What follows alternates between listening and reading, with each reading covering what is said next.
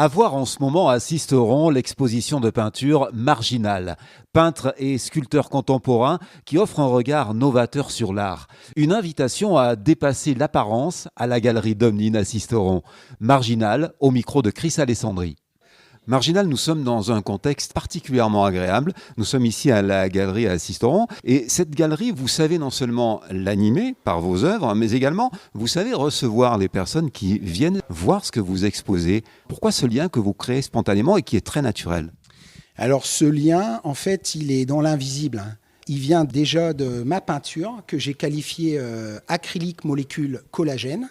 Pourquoi ? Parce que dans le symbole de la molécule collagène, c'est une boule, une barre, une boule. Sans collagène, il n'y a pas de vie.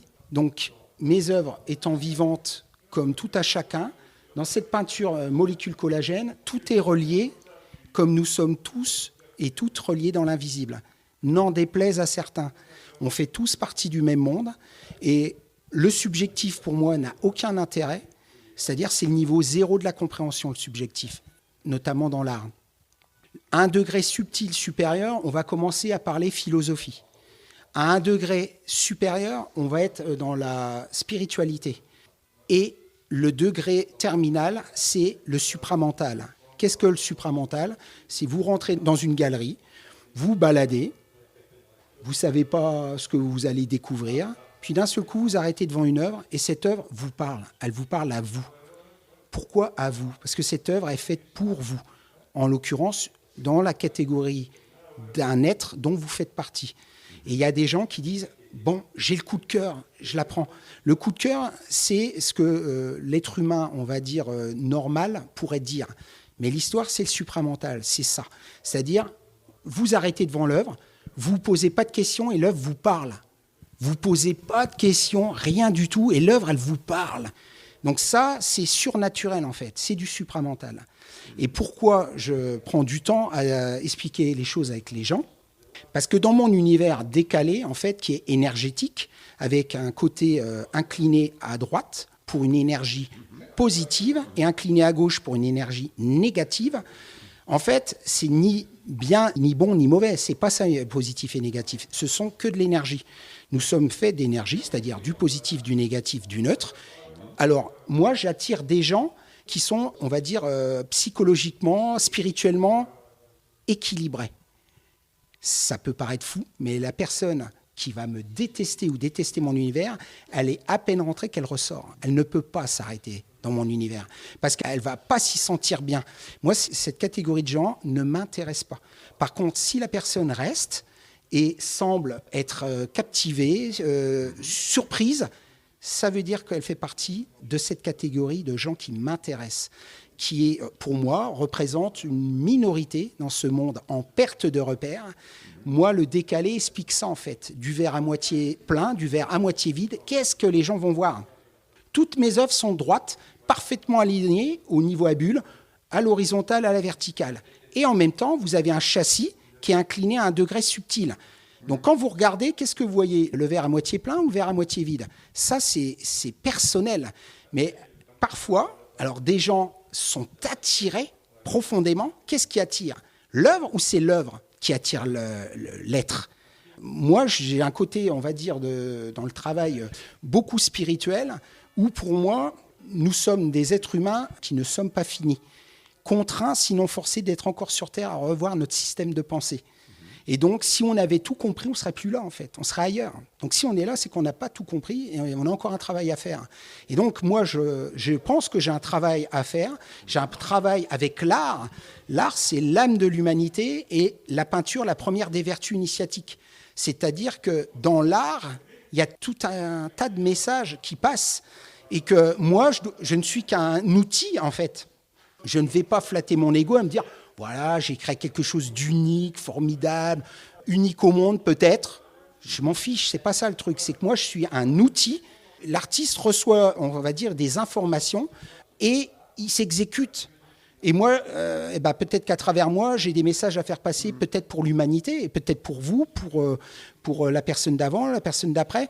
Nous sommes frères et sœurs dans l'humanité et c'est ça qui est important. Et beaucoup ne voit qu'une question d'argent derrière. Ça ne m'intéresse pas. Moi, je suis parti sur l'ancestral des choses. Et mon art est un art indigène, à la base, qui a été qualifié comme tel par 2 grands galéristes aux opposés de la France, qui m'ont dit, tiens, il y a des similitudes avec l'art indigène. Ah bon? Une personne me dit ça, un grand galériste, et puis une grande galériste du Sud. Je dis, tiens, bon, si les 2 aux opposés me disent ça, je vais peut-être gratter un petit peu. Et en grattant, effectivement, l'art indigène est qualifié sur 4 critères, en fait. 1, une application au sol, OK. 2, une absence de signature en tant que telle, c'est-à-dire ma signature, c'est un J de Jarecki, mon nom de famille, un C de Christophe. JC, c'est la datation, mais il y a une tête et un nombril. Je suis l'être du 21e siècle. C'est une marque, c'est-à-dire c'est un bonhomme. Donc, c'est une absence de signature en tant que telle, qui est protégée, déposée. OK. 3, un retravail sur les pigments. Effectivement, il y a un gros travail sur les pigments, dans la technique, dans l'application. Et 4, l'art indigène, c'est un art libre ancestral qu'on ne peut ni cadrer par rien, ni encadrer par personne. C'est un art libre. Donc effectivement, je pourrais me qualifier d'art indigène ancestral. Un art indigène, on ne va pas dire ancestral, mais un art indigène, et que je me suis donc qualifié art indigène contemporain. Il y avait une place à prendre, je l'ai prise. Donc ma peinture acrylique sur toile est qualifiée en art indigène. Derrière, c'est une sculpture, châssis 100% inox, sculpture, qui s'émancipe d'une peinture. C'est 2 œuvres en une, en fait. C'est l'émancipation d'une œuvre par une autre œuvre. Et là, les 2 fusionnent. C'est pour ça que sur toutes mes œuvres, sur la grande majorité, vous avez une part du châssis qui transpire dans la peinture pour avoir ce double effet qui se coule, d'avoir un effet complètement décalé que le subconscient percute instantanément. Voilà en gros les grandes lignes de mon univers. Et chaque châssis, en fait, il y a une protection à l'Institut national de la propriété industrielle, que ce soit le châssis décalé marginal initial ou mes nouvelles créations, châssis éventail décalé marginal. Donc ils ont tous les 2 numéros d'homologation, INPI. Mais en plus, sachant que je suis membre à la Maison des artistes à Paris, elles sont protégées en tant que sculpture œuvre d'art par MDA Data Blockchain International. C'est-à-dire, aujourd'hui, plus personne ne peut faire une sculpture comme la mienne. Tout est protégé. Donc, ma marque, elle est protégée. Mes sculptures sont protégées. En plus, comme j'ai la prétention d'aller attaquer l'international, que je fais déjà avec mes salons, mais pour l'étranger, j'ai acheté tout ce qui a trait à Offbeat Painter, c'est-à-dire peintre décalé en anglais. Donc, ça m'appartient. Donc, Offbeat Painter et en plus, Offbeat Sculptor. C'est-à-dire que j'ai vraiment sécurisé tout l'ensemble et tout ce que vous voyez là, tout est sécurisé. Donc maintenant, tous les salons que je fais, ils sont actés sur des catalogues quand je fais des salons et j'ai l'antériorité de mes créations. Donc là, je propose au monde en perte de repère un nouvel art et j'ai la prétention de laisser quelque chose d'unique dans le monde de l'art, de mon vivant et même 70 ans après ma mort. Voilà. Marginal, nouvel art. Ce lien, il est là, on le sent, on le palpe même dès qu'on vient voir votre exposition. J'ai vraiment l'impression que vous êtes chargé d'une mission et cette flamme sacrée que vous avez en vous, vous la transmettez. C'est ça, c'est comme une mission. Alors, il faut savoir que, sans prétention, bien évidemment, depuis que je suis petit, évidemment, par mon nom de famille, Jarecki, c'est un J. Christophe, c'est un C. JC, c'est la datation déjà à la base. Et ça, c'est ancré depuis toujours. On sait bien que tout est avant ou après JC. Eh bien, je me suis dit, dans le monde de l'art, comme c'est ma passion suprême, je vais peut-être acter quelque chose. JC va acter au XXIe siècle un nouvel univers, l'univers de Calais. Et en plus, dans cet univers décalé, je pense qu'il y a des grands maîtres. Et je veux parler aussi de Jean Nouvel, le grand architecte français, qui a créé 2 tours extraordinaires dans le 13e arrondissement à Paris, les tours du haut. Ils font 180 mètres de haut. Et quand on a fait un salon à Porte de Versailles avec ma femme, on reste bloqué sur le périph'. Et d'un seul coup, je regarde, je vois les tours immenses décalées de Jean Nouvel, que je vous incite à aller voir, parce que personne n'en entend parler, en fait. Et je me dis avec ma femme, waouh, je suis chez moi! Là, j'ai quelqu'un et ces tours ont été réceptionnés par la mairie de Paris en 2022. C'est extraordinaire. Et on prend ce décalé, pour moi, le décalé des choses, tout le monde en parle du décalé. Mais le problème, c'est que tout le monde est ancré sur des lignes droites bien rangées, alignées, définies. Dès l'instant que vous sortez du cadre, comme les professeurs aux Beaux-Arts disent à leurs élèves, sortez du cadre. Bon, mais moi, j'ai dépassé tout ça. J'ai explosé les sorties de cadre parce qu'il n'y en a pas déjà. Et j'ai cassé tous les codes, on va dire, dans le côté peinture. N'en déplaise, c'est pas grave. De toute façon, tous les jalousies que je pourrais entendre, ça passe au-dessus. Moi, j'ai une mission, c'est déjà très positif. Moi, je partage. Donc l'art rassemble, l'argent divise. Et je le vois bien sur les salons. On a pu exposer avec des Russes, des Ukrainiens d'un côté, des Russes de l'autre. Lors des vernissages, tout le monde boit un verre ensemble. C'est-à-dire qu'on est tous franchement, des porteurs de messages. Et dans le positif, je ne fais absolument rien dans le mauvais. Non, c'est toujours dans la spiritualité, les choses profondes, quelque chose de très, très positif. Les enfants qui viennent voir nos expos sont ravis parce que eux, tout de suite, spontanément, ils rentrent, ils sont émerveillés. Ça, c'est vraiment un très grand succès pour moi parce que la nouvelle génération, c'est le futur. Et c'est important pour moi de transmettre, passer du temps pour les enfants, pour les gens plus âgés. Toute génération, toute religion, il n'y a pas aucun problème. C'est-à-dire tout le monde... Tout se passe parfaitement bien. Après, c'est mon idée première, c'est le partage. Le partage. Et puis quand vous semez l'amour, vous récoltez de l'amour, c'est mon idéal. Donc voilà. Nous sommes avec vous du côté lumière. Cette lumière, nous sommes au cœur de l'exposition, ici à la Galerie Domnine, à Sisteron.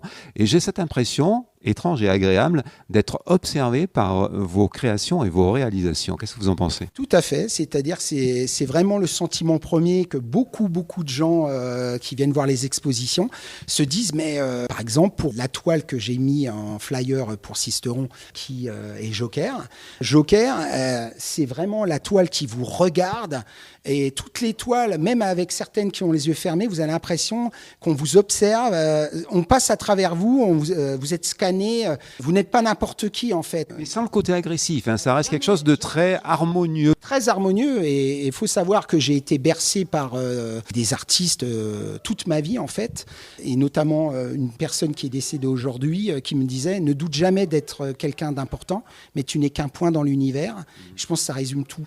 C'est-à-dire qu'il faut vraiment... Le temps passe à une vitesse dingue et je ne vois pas l'intérêt le négatif, les guerres, tout ça. C'est perdre son énergie inutilement. Donc c'est vraiment le côté spirituel. C'est ça qui m'intéresse le plus en fait, vraiment. Et c'est dans mes œuvres, c'est ce qui se transpire dans les messages. On se sent bien, mais il faut prendre le temps de les découvrir. Moi, je vois dans la galerie, il y a des gens qui viennent 2, 3 fois, parce que la première fois, ils sont très surpris, parce que ça ne laisse personne indifférent.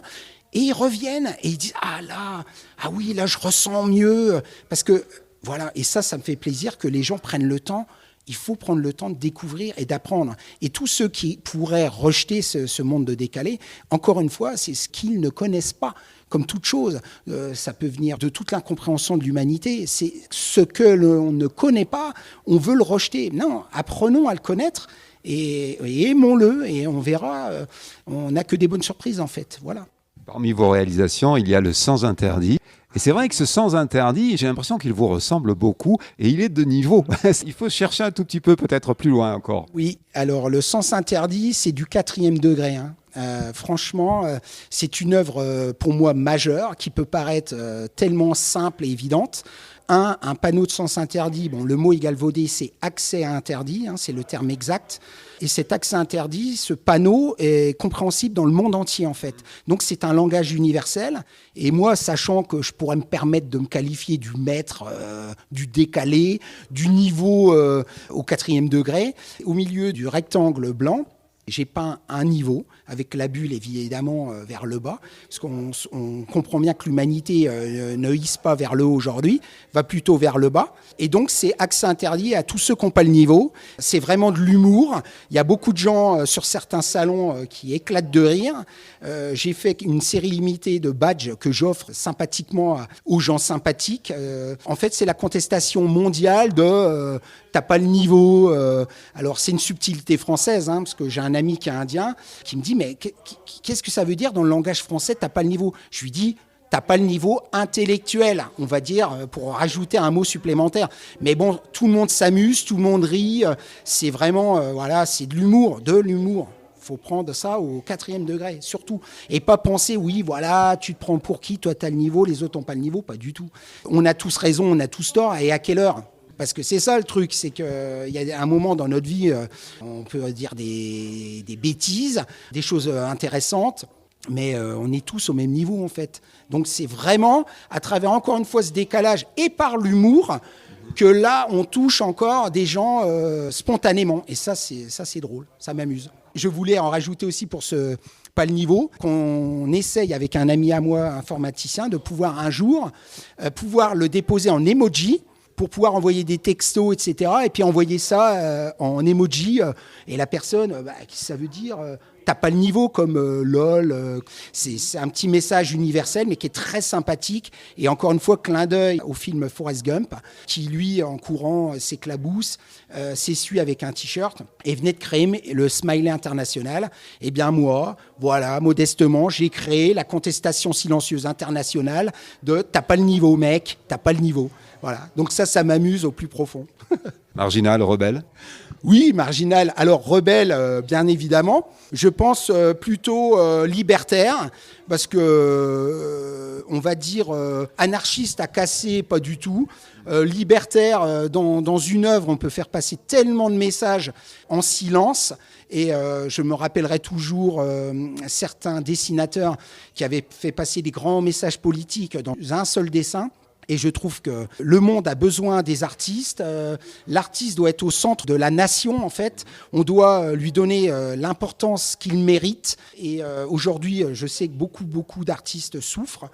C'est très compliqué dans cette conjoncture. Mais restons positifs, partageons. Et comme dirait l'autre, dans l'art, en fait, il y a 3 choses essentielles. Je dirais l'amour. L'art, c'est de l'amour, en fait.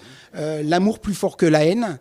L'art, c'est aussi, on va dire, plus fort que le désespoir, plus fort que la peur. Et puis, l'amour, c'est de l'espoir. Donc, je dirais, avec l'art, espérons, partageons, restons optimistes et nous changerons le monde.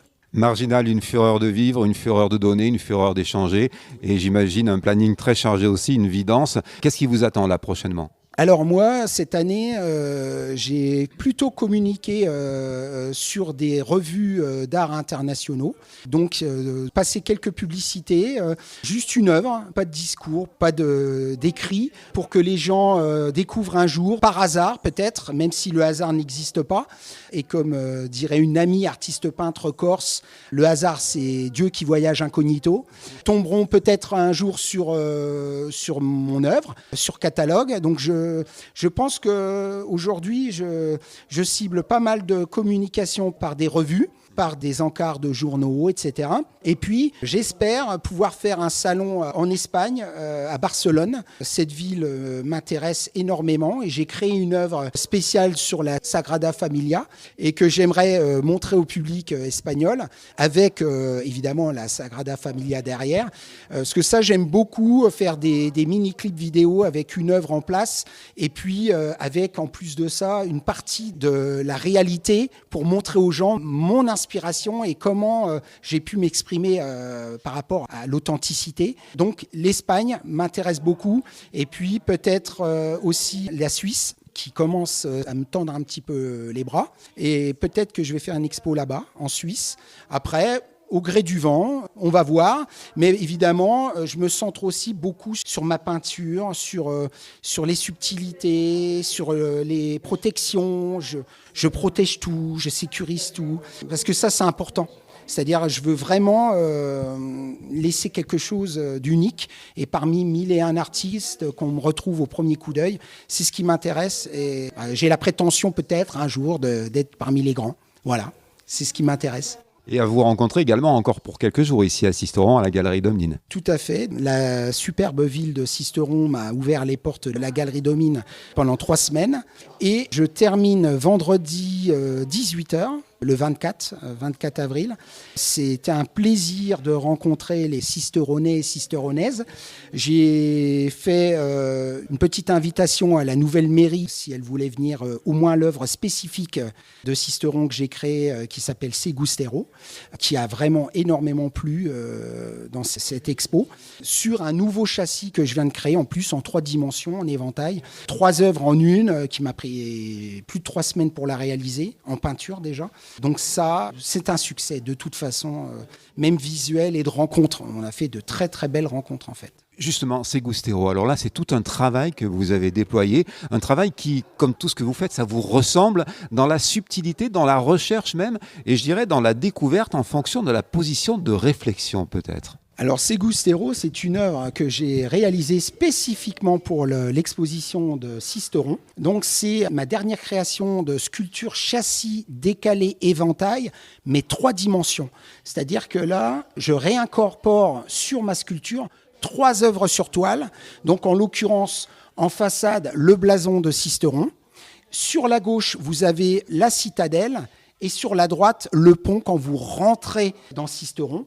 Alors, toutes ces couleurs se marient les unes avec les autres, c'est-à-dire que vous avez un ensemble sur ces 3 œuvres qui n'en font qu'une, avec en plus ma nouvelle technique d'acrylique collagène. C'est une œuvre qui m'a demandé 3 semaines de travail, rien qu'en peinture, et je voulais vraiment m'investir dans Sisteron et leur proposer quelque chose d'exceptionnel dans cette visibilité de ces 3 angles de Sisteron.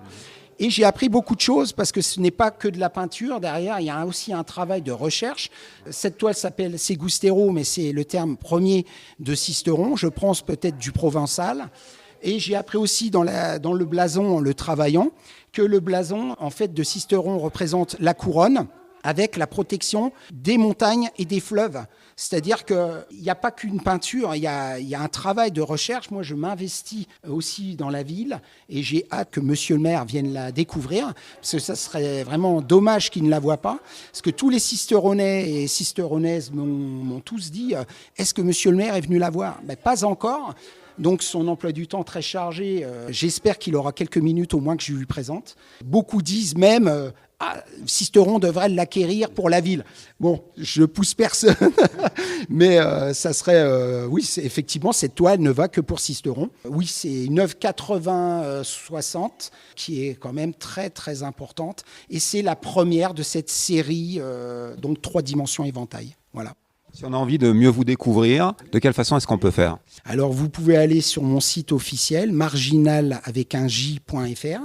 Vous pouvez taper frenchofbeatpainter.com, vous tombez sur moi.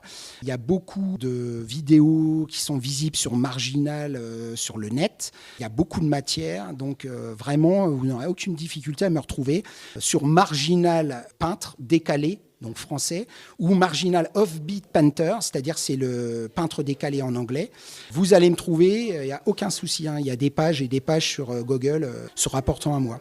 Marginal, c'est une expo qui se mérite. Qui se mérite. Et puis, il faut se laisser le temps de la découvrir. Et de regarder les subtilités avec les châssis éventail, ma technique acrylique molécule collagène. Il y a beaucoup de choses nouvelles et même peut-être un peu trop par rapport à ce monde. Là, il y a vraiment beaucoup de techniques, beaucoup de choses nouvelles. Peut-être serais-je trop en avance ou trop en retard, mais comme dirait l'adage, le retard est la politesse de l'artiste. Bien, écoutez, je n'ai pas d'heure. Et la bonne heure, c'est être comme le bonheur. Le bonheur, c'est être à la bonne heure. Donc, écoutez, venez nombreuses et je serai toujours enthousiaste de vous recevoir. Voilà.